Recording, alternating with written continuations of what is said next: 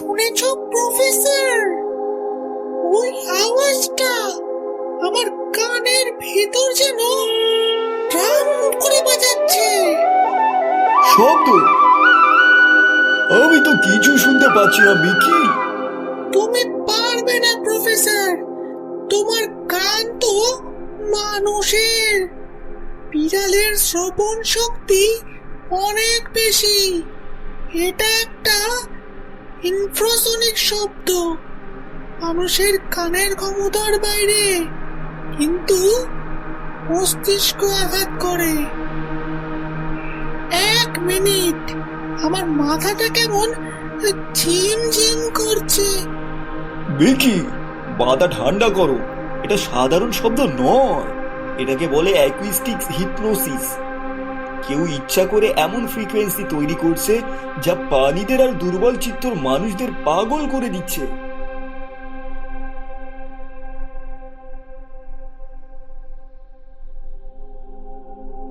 ওরে বিচিত্র, সর্বনাশ হয়েছে।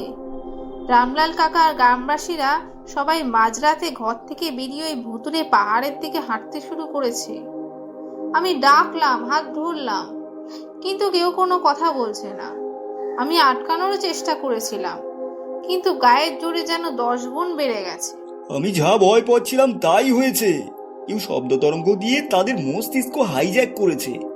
মল্লিকা, চলো, যেতে হবে আমাদেরকে ওই পাহাড়ের চূড়ায়।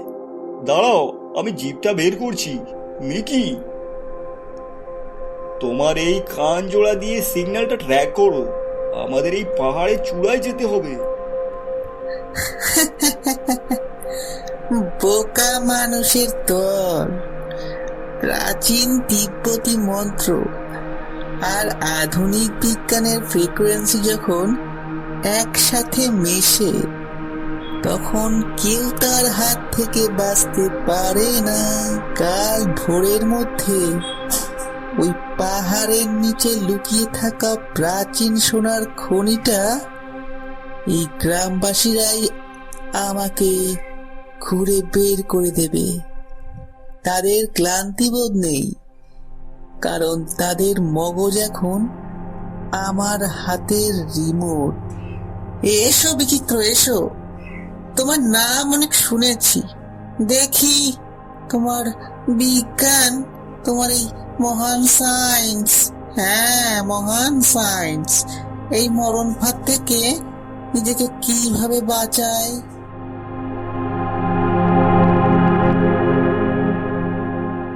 ওরে বিচিত্র, আমার কান ফেটে যাচ্ছে রে।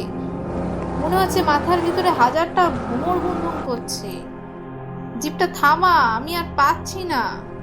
একদম ঘাবড়াস না মল্লিকা। এই নে, এই বিশেষ সাইলেন্স জোন জ্যাকেটটা পুরে ফেল, আর এই ইয়ার গ্লাভগুলো কানে দে।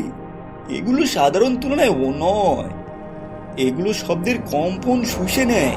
প্রফেসর, আমার অবস্থা খুব খারাপ। আমি তো বিড়াল। আমার আমার শোনার ক্ষমতা তোমাদের চেয়ে 10 গুণ বেশি। এই শব্দ বোধহয় আমার মগজটা চিবিয়ে খেয়ে নেবে। এই নাও মিকি, তোমার জন্য তৈরি এক অ্যান্টি ফ্রিকোয়েন্সি হেলমেট। এটা পড়লে কোনো শব্দ তরঙ্গ তোমার মগজ ছুঁতে পারবে না।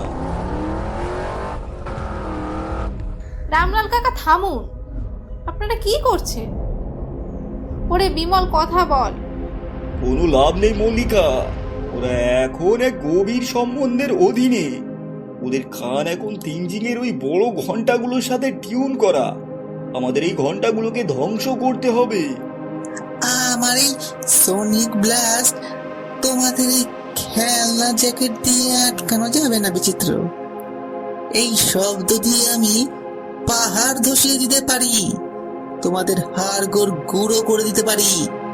বিজ্ঞান ধ্বংসের জন্য নয় তেনজিং, তুমি শব্দের কম্পন ব্যবহার করছো, আর আমি ব্যবহার করব ডেটা স্ট্রিকটিভ ইন্টারফারেন্স।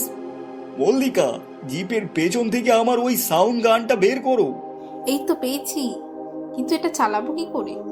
ওটা থেকে একই ফ্রিকোয়েন্সি শব্দ বের হবে, কিন্তু তার সঙ্গে হবে উল্টো। অর্থাৎ গ্লাস আর মাইন্স মিলে শূন্য হয়ে যাবে। মিকি, তুমি তেনজিং এর নজর ঘোরাও। তোমরা আমার এত বছরের সাধনা নষ্ট করলে। এবার দেখো তিব্বতী মৃত্যুর সুর।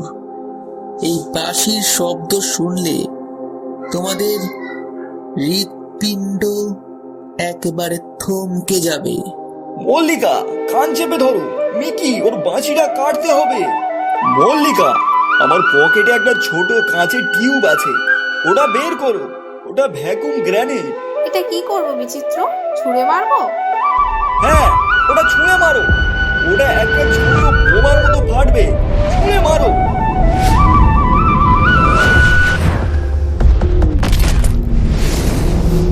ওরে বাবা রে, ওরে বাবা,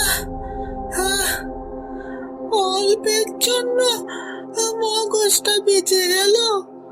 প্রফেসর, তোমার ওই ভ্যাকিউম গ্রেনেডটা কিন্তু ফাটাফাটি কাজ করেছে। এ কি, আমরা এখানে কি করছি?